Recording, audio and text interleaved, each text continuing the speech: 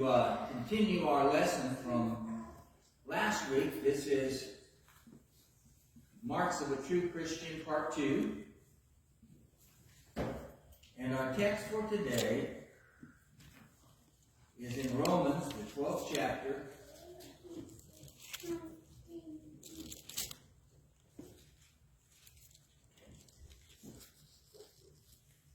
verse 9, down to the end of the chapter there.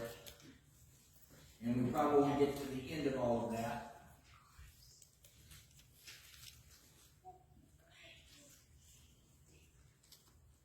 And we'll start with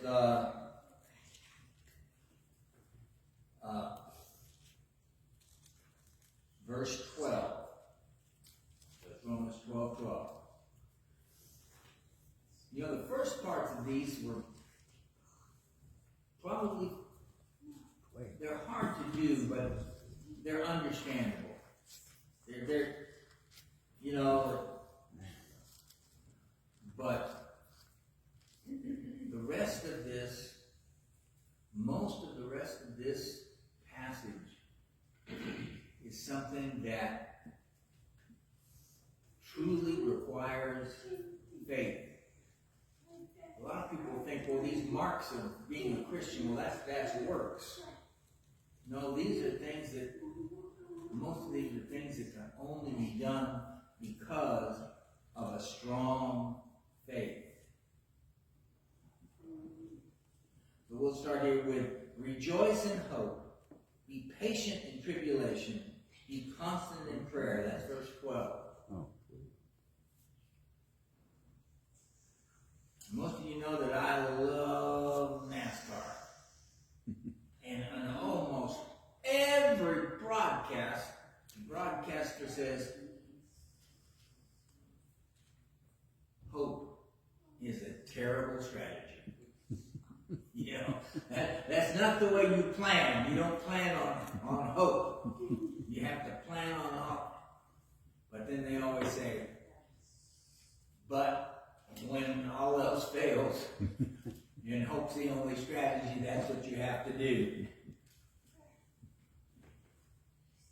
And that's the thing. That's why I say this is what requires faith, is when you're going through tribulation,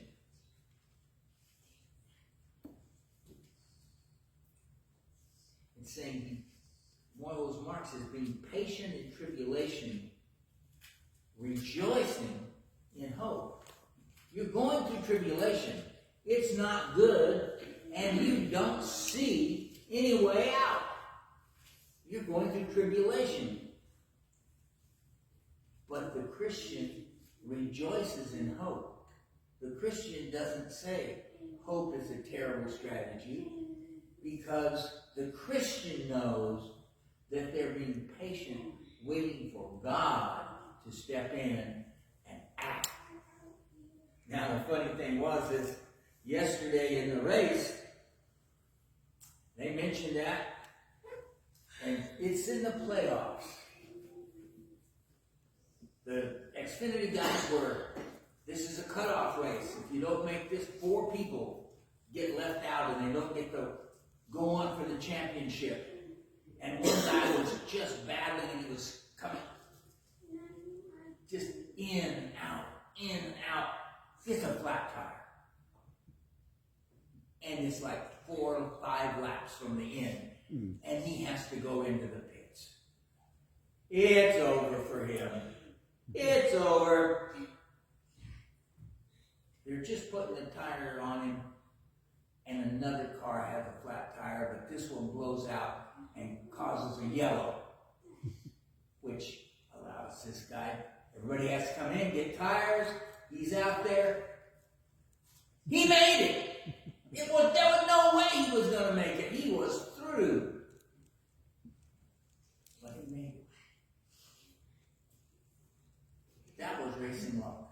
But in the Christian life, we are patient in tribulation and constant in prayer, because we're rejoicing in hope, knowing that God is going to step in in our lives, if we really look at it, back in our Christian lives, things like that happened all the time. God stepped in when there was no hope. When normal people would go, no, it's over. But we're sitting there patiently waiting for God to handle it. And maybe we're not patiently waiting. There have been some times that I just prayed and cried for hours because I was sure there was no hope. I just did it. And guess what? Just like he did before and like he will do again, God stepped in. When we have the faith to rejoice in hope and not lose sight that our God is the God of the universe and that we are constant in prayer, we can patiently wait out that tribulation. That's the mark of a Christian, and it's probably one of the hardest ones to have, to be able to just keep that hope. Keep that hope and be patient and just be continually praying, knowing that God will find a way for us. Maybe not the way we want, but he will find a way. Now this next one is contribute to the needs of the saints, and it says here, seek to show hospitality. Well, the Greek is practice hospitality.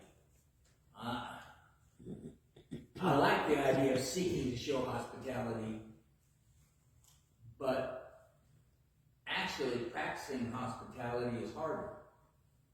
Seeking says you're looking to find it. Practicing says you're doing it. And we live in a time that most people aren't very hospitable anymore. Now, in the first century, when this was talking about hospitality, meant something way different than it does to most of us. Hospitality meant you opened your house to strangers. You opened your house to friends. If somebody needed a place to stay, they stayed.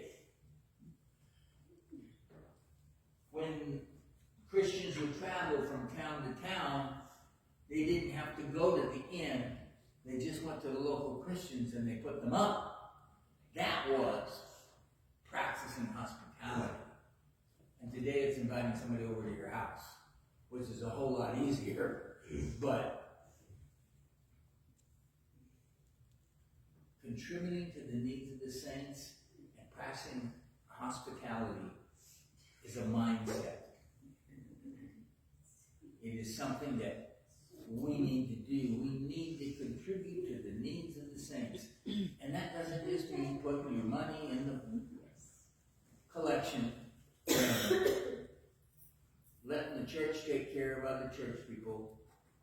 What that means is making it your business to take care of one another. To take care of their needs. One of the most humble and true Christians I've ever met was a man by the name of Harold Heiner. Harold Heiner would give you the shirt off his back. If anybody needed a car, take his car, no problem. He had no problem with that. And he used to say, man, I'll loan my car, but I won't loan my boat. It wasn't because his boat was more valuable than his car. It was, a man needs a car. He doesn't need a boat. He would contribute to the needs of the brethren. And the thing is, the reason I say a lot of this takes faith, and 2 Corinthians 5:7 says that, we walk by faith, not by sight. Is, when we do these things, we can get hurt. When you contribute to the needs of the saints, there are going to be some people, they're going to take anything you give them, and then they're going to stab you in the back. And I'd like to say that never happens from Christians, but that would be a big fat lie. It does happen. But that's the thing, is Christians have faith and don't worry about being hurt. They don't worry about, what happens if you crash into my car? I remember somebody once saying, I don't invite people with kids to my house because, they might break some of my stuff.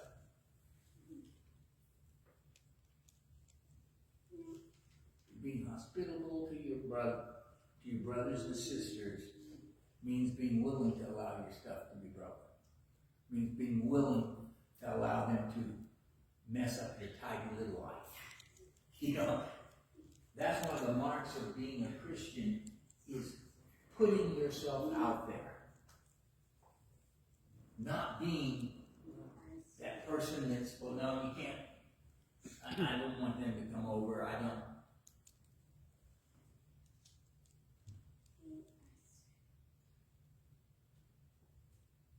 Those kids might break your stuff. Now, hopefully, their parents have trained them well, but that doesn't matter anymore, I guess. Not everybody does.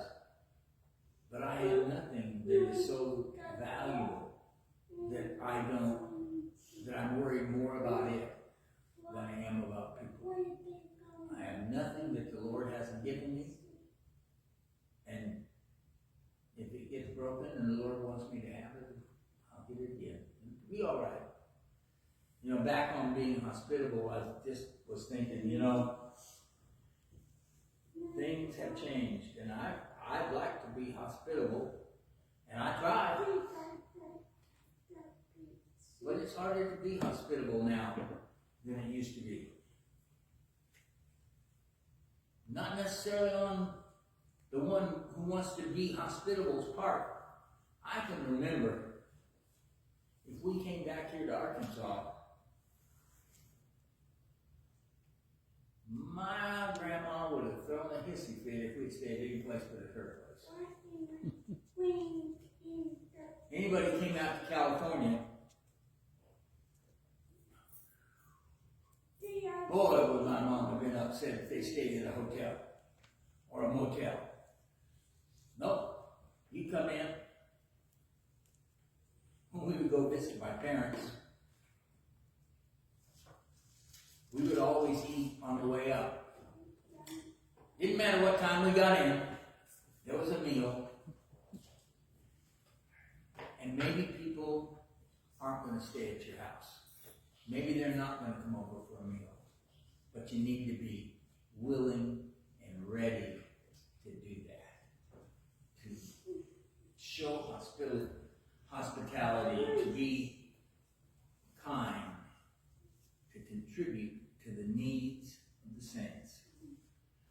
Verse 14 goes, bless those who persecute you. Bless and do not curse them. Well, boy, that takes a lot of faith. That is not normal.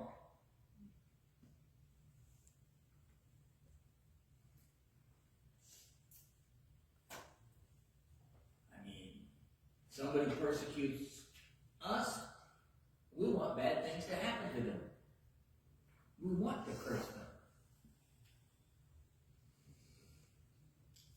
And this doesn't mean cuss at them. Okay? We have gotten to where the word, when we say curse, what we think of is cussing. These people, we're used to asking God do bad things to people. God, you take care of them. When you go back and you read the Psalms of David, he called down the wrath of God on his enemies.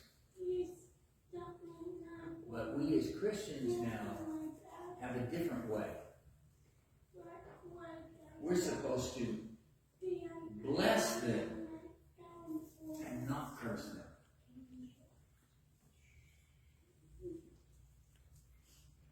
Boy, wouldn't this be a better world if all those people that are fighting now would decide to bless the other side instead of curse them? Maybe they could find a way out of the trouble if they would stop their hatred long enough to think of them as people. Rejoice with those who rejoice. Weep with those who weep. Live in harmony with one another. Be emotionally open.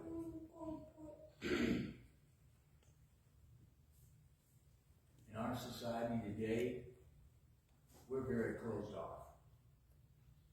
It's me and my family, and you and your family, and we're closed off.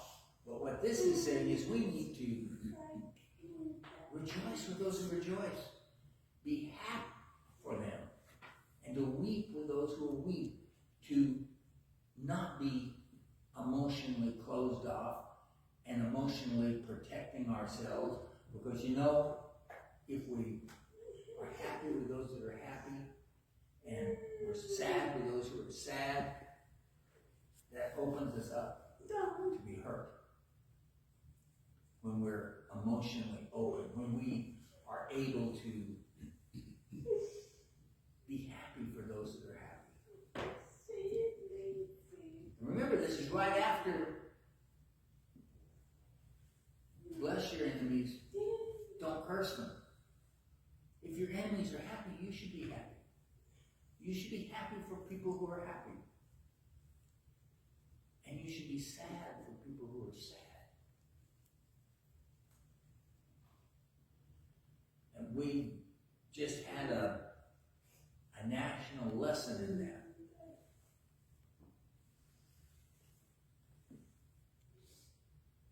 I don't care if you like Charlie Kirk, you don't like him, or you're on the fence about him. There are things you like, things you don't. It was quite a national disgrace to see people rejoicing in the death of a husband and a father. It's a national disgrace. But that's the way the world is. But we're not like that. We're not like that. If there's somebody that is my enemy and they die suddenly, God wants me to weep. Even though my enemy, that should hurt me because a person died. And if my enemy is happy, I should be glad for them. I need to be different than the rest of the world. I need to be like Jesus.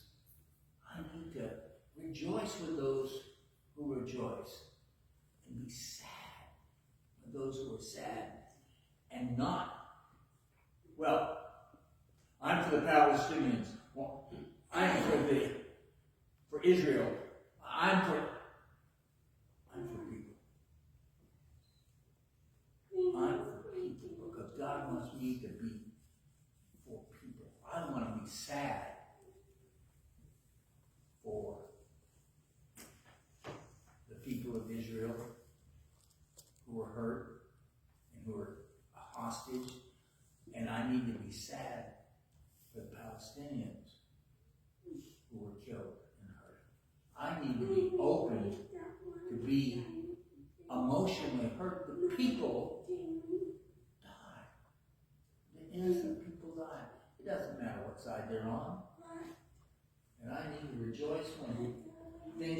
good. Do not be haughty, but associate with the lowly.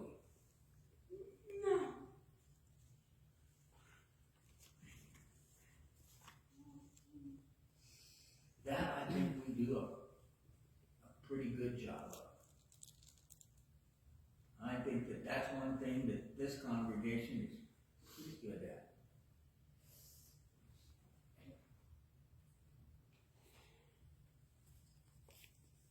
We have doctors.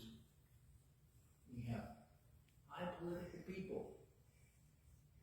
We have a person who was the superintendent of schools. We have a colonel. And we have people who are farmers. We have people who are just normal people. But we're all the same. That's important. That's a lesson that we've learned pretty well here. We do really good at that. And I have been so proud. This congregation has not once looked down on anybody that's walked through that door. Never once looked down on somebody. And that's the thing is maybe preachers don't do enough. We're always talking about what we need to do, and now don't you do this and don't do enough. You know what? You're doing this pretty good. You're doing this all right. Mm-hmm. That we never be wise in our own sight.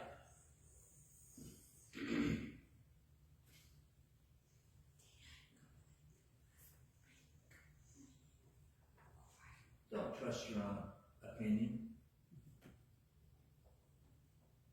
especially when it comes to religious things. You know what? We need to talk to one another. We need to share our knowledge and not think that, well, I'm right, everybody else is wrong.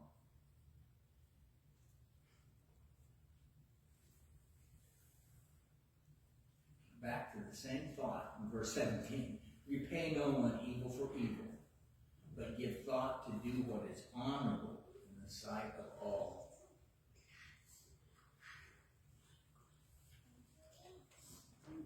You mean if somebody treats me dishonorably, I still have to treat them honorably? I need to do what's right. I can't.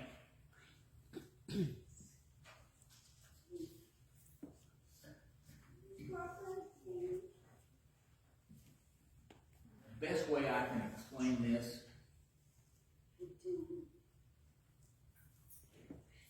remember when all of us guys used to go play sports?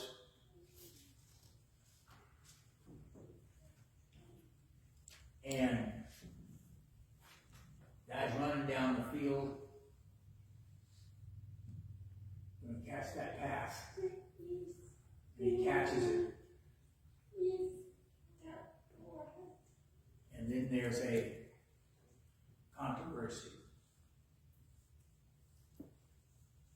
The official here says his foot was on the line. The one over here goes, no, it wasn't. And they're going to confer, but before they can do it, the Christian says, I stepped on the line. You don't got to do it. That's the best I can explain that. Do what is honorable in the sight of all. And we'll end it there. I knew this was going to be a long one, but I think it's something that I think we really need to look at these marks so that we can be sure that we show them to people. How can we expect people to be the kind of people we want them to be, that God wants them to be kind and loving and understanding, if they don't see that in us? We can't. I've often believed that Christians do more harm to the cause of Christ than any atheist has ever done.